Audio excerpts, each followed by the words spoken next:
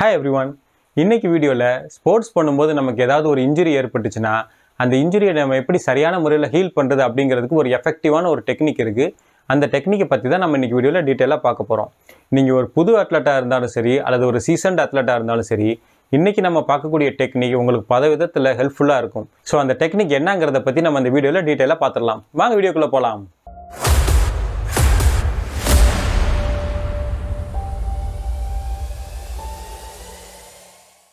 வழக்கமாக நம்ம எந்த ஸ்போர்ட்ஸ் பண்ணாலும் சரி, சுளுக்கு, தசைப்பிடிப்பு, மசில் ஸ்ட்ரெயின், ஸ்ப்ரெயின் இந்த மாதிரியான இன்ஜுரிஸ் வர்றது சகஜம் தான்.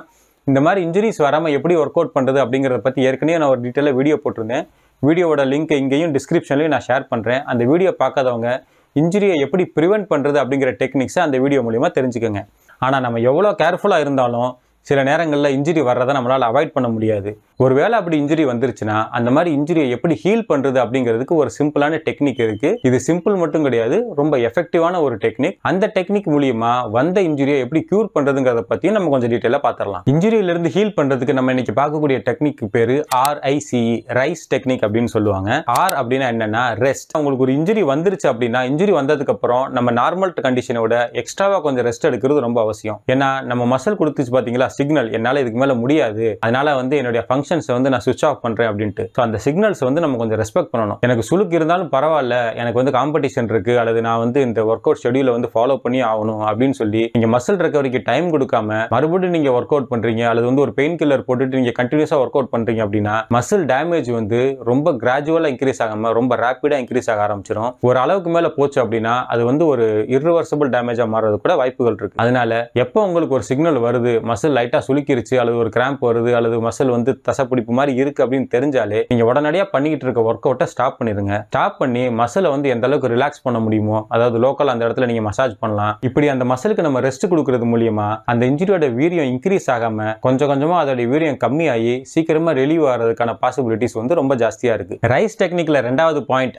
I is equal to ice. நம்ம அடிபட்ட இடத்துல ஐஸ் பேக் வைக்கிறது அந்த வலியோட வீரத்தை குறைக்கிறதுக்கு ரொம்ப யூஸ்ஃபுல்லா இருக்கும். ஏன்னா அடிபட்ட இடத்துல அல்லது சுளுக்கு உள்ள இடத்துல நம்ம ஐஸ் வச்சோம் அப்படின்னா நமக்கு ரெண்டு விதத்துல பெனிஃபிட் தரும். ஃபர்ஸ்ட், அந்த வலியோட வீக்கத்தை அது குறைக்கும். ரெண்டாவது, அந்த வலியோட இம்பாக்ட் இருக்கு பாத்தீங்களா, அது எந்த அளவுக்கு பெயின் ஜாஸ்தியா இருக்கோ அந்த பெயினோட லெவலையும் அது கம்மி பண்ணும். சோ நமக்கு சீக்கிரமாவே அந்த வீக்கம் குறையிறதுக்கும் அந்த பெயினோட இன்டென்சிட்டி குறையிறதுக்கும் நம்ம ஐஸ் பேக் வைக்கிறது நமக்கு ரொம்ப ஹெல்ப்ஃபுல்லா இருக்கும். ஐஸ் பேக்னு பார்க்கும்போது நீங்க ஒரு பாத்திரத்துல அல்லது ஒரு ஐஸ் பேக்ல தண்ணியை ஊத்தி அதை ஃப்ரிட்ஜ்ல ஃப்ரீசர்ல வச்சு நல்லா அது கூல் ஆனதுக்கு அப்புறம் அதை எடுத்து வைக்கலாம். இல்ல உங்களுக்கு அந்த அளவுக்கு ஐஸ் பேக் எதுவும் இல்ல, டக்குன்னு ரெடி பண்ண முடியல அப்படின்னா இந்த பன்னீர் கியூப்ஸ்லாம் வச்சிருப்பாங்க ஸ்டோர்ல, சூப்பர் மார்க்கெட்ல இருக்கும். அதெல்லாம் ஃப்ரோசன் பன்னீர் இருக்கும், ஃப்ரோசன் பீஸ் இருக்கும். சோ இந்த மாதிரி ஃப்ரோசனான ஐட்டம்ஸை வாங்கி நம்ம அது மேல வைக்கலாம். அல்லது பால் பாக்கெட்டே நல்லா கூல் ஆனதா இல்ல அதையும் ஃப்ரீசர்ல போட்டு கொஞ்சம் ஃப்ரீஸ் பண்ணி அதை அந்த இடத்துக்கு மேல வைக்கலாம். சோ இந்த மாதிரி ஏதாவது ஒரு வழியில அந்த இடத்துல ஐஸ் வைக்கிறதுக்கு முயற்சி பண்ணுங்க. ஆனா முடிஞ்ச வரைக்கும் ஐஸ் கட்டியை டைரக்டா அந்த இடத்து மேல வைக்க வேணாம். ஏன்னா டைரக்டா நம்ம ஐஸ் கட்டி வைக்கும்போது ஃப்ராஸ்ட் பைட் வரதுக்கான சான்சஸ் நிறைய இருக்கு. சோ ஐஸ் கட்டி வைக்காம இந்த மாதிரி ஏதாவது ஒரு பேக்ல இருக்கக்கூடிய ஐஸை அந்த இடத்துல வைங்க. மினிமம் ஒரு 10 to 15 மினிட்ஸ் கண்டினியூஸா நம்ம அந்த இடத்து மேல ஐஸ் வைக்கிறது ரொம்ப அவசியம். அதே மாதிரி ஒரு 1 or 2 ஹவர்ஸ்க்கு ஒருக்கா இந்த மாதிரி 10 to 15 மினிட்ஸ் நம்ம ஐஸ் வைக்கிறத ரிப்பீட் பண்ணிக்கிட்டே இருக்கணும். ஒரு 2 டேஸ்க்கு இந்த மாதிரி நீங்க ரிப்பீட் பண்ணீங்கன்னா அந்த பெயினும் சரி அந்த வீக்கமும் சரி ரொம்ப சீக்கிரமாவே குணமாகி நம்ம சீக்கிரமாவே ரிலீஃப் அடைஞ்சிடலாம். ரைஸ் டெக்னிக்ல மூணாவது பாயிண்ட் கம்ப்ரஷன். அடிப்பட்ட இடத்தை கம்ப்ரஸ் பண்ணி வைக்கிறது பெயினோட வீரியம் குறையிறதுக்கு ரொம்ப ஹெல்ப்ஃபுல்லா இருக்கும். ஏன்னா நமக்கு ஒரு சுளுக்க ஒரு காயமா ஏற்பட்டுச்சுன்னா அந்த இடம் வீங்கிரும். காரணம் என்னன்னா அந்த மசிலை சுத்தி சில ஃப்ளூயிட்ஸ் அக்யூமுலேட் ஆகும். அதே மாதிரி ரத்தமும் அந்த இடத்துல கொஞ்ச நேரத்துக்கு அக்யூமுலேட் ஆகி இருக்கும். அந்த காரணத்தினாலதான் நார்மலா இருக்கிறத விட அந்த அடிப்பட்ட இடம் கொஞ்சம் வீங்கி காணப்படும். சோ அந்த இடத்தை நம்ம கம்ப்ரஸ் பண்ணும்போது என்ன ஆகும்னா அதுல அக்யூமுலேட் ஆகக்கூடிய லிக்விட்ஸையும் அதுல அக்யூமுலேட் ஆகக்கூடிய ரத்தத்தையும் அந்த இடத்துல இருந்து ரிலீஸ் பண்றதுக்கு இந்த கம்ப்ரஷன் டெக்னிக் ரொம்ப யூஸ்ஃபுல்லா இருக்கும். சப்போஸ் உங்களுக்கு கால்ல முழங்காலுக்கு கீழே அடிபட்டுச்சு அப்படின்னா கம்ப்ரஷன் சாக்ஸ் அப்படின்னே விற்பாங்க. இப்போ கம்ப்ரஷன் சாக்ஸ் போடும்போது பாத்தீங்கன்னா உங்களுடைய கால் தசைகள் முழுசே அதை கம்ப்ரஸ் பண்ணியிருக்கும். ஸோ சீக்கிரமாவே அந்த அக்யூமுலேட்டட் ஃப்ளூயிட்ஸ் அந்த இடத்துல இருந்து ரிலீஸ் பண்றதுக்கு இது ரொம்ப ஹெல்ப்ஃபுல்லா இருக்கும். அது இல்லாம மற்ற இடங்கள்ல உங்களுக்கு அடிபட்டு இருந்துச்சு அப்படின்னா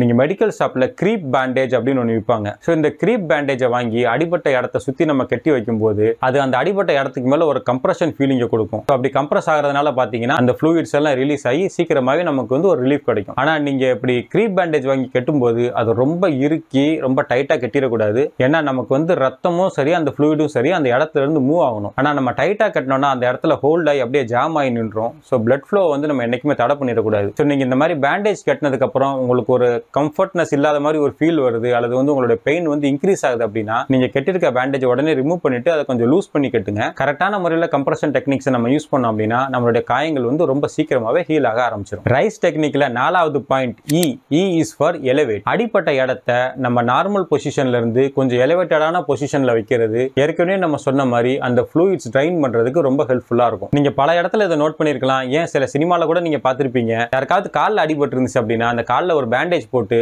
அந்த காலை வந்து ஒரு கயறு வச்சு தரையை விட கொஞ்சம் மேல தூக்கி கட்டி வச்சிருப்பாங்க. இதுக்கு காரணமே என்னன்னா நம்ம எலிவேட்டட் பொசிஷன்ல வைக்கும்போது அந்த இடத்துல வந்து பிளட்டோ அந்த மற்ற ஃப்ளூயிடோ அக்யூமுலேட் ஆகாது. கிராவிடேஷனல் ஃபோர்ஸ் காரணமா அதுல இருக்கக்கூடிய ஃப்ளூயிட்ஸ் எல்லாமே கீழ் நோக்கி பாய ஆரம்பிச்சிடும். ஃப்ளூயிட் அக்யூமுலேட் ஆகாம இருந்துச்சுன்னா வலியோட வீரியம் சீக்கிரமாவே குறைஞ்சிரும். அதே மாதிரி ஹீலிங் ப்ராசஸும் ரொம்ப வேகமாவே நடக்க ஆரம்பிச்சிடும். ஸோ நீங்க இப்படி கயர்ல தான் கட்டி தொங்க விடணும்னு அவசியம் கிடையாது. ஒரு 2-3 தலைவாணி வச்சு உங்க காலையோ கையிலோ எந்த இடத்துல அடிபட்டிருக்கோ அதை வந்து கொஞ்சம் எலிவேட்டட் பொசிஷன்ல வச்சீங்கன்னா சீக்கிரமாவே ஹீலிங் ப்ராசஸ் நடக்கிறதுக்கு இது ரொம்ப பயனுள்ளதா இருக்கும். ஒரு முக்கியமான விஷயம், ஒரு டிஸ்க்ளைமர் இங்க நான் சொல்லிடுறேன். இந்த ரைஸ் டெக்னிக் வந்து அக்யூட் இன்ஜுரிஸை ட்ரீட் பண்றதுக்கு மட்டும்தான். நீங்க இப்படி ட்ரீட் பண்ணும்போது உங்களோட வலி குறையாம வலி இன்க்ரீஸ் ஆச்சுனாலோ உங்களால வந்து டாலரேட் பண்ண முடியாத அளவுக்கு உங்களுடைய பெயின் இருக்கு அப்படின்ற மாதிரி சிச்சுவேஷன் இருந்துச்சுன்னா அப்ப நீங்க கை வைத்தியம் பண்றது வந்து எஃபெக்டிவ் கிடையாது. ஒரு ப்ராப்பரான டாக்டர் கிட்ட போய் அவங்களோட அட்வைஸ் மூலியமா கரெக்டான முறையில் ட்ரீட் பண்றதா நல்லது. ஸோ இந்த ரைஸ் டெக்னிக் வந்து எமர்ஜென்சில அதுவும் மைல்டான சிச்சுவேஷன்ல மைல்டான காயங்களை ட்ரீட் பண்றதுக்கு மட்டும்தான். ஸோ இந்த டெக்னிக்கை எங்க யூஸ் பண்ணணும் அப்படிங்கறத தெரிஞ்சுக்கிட்டு கரெக்டான முறையில் இந்த டெக்னிக்கை யூஸ் பண்ணுங்க. ஸோ ஃப்ரெண்ட்ஸ், வீடியோ உங்களுக்கு பிடிச்சிருக்கும் அப்படின்னு நான் நம்புறேன்.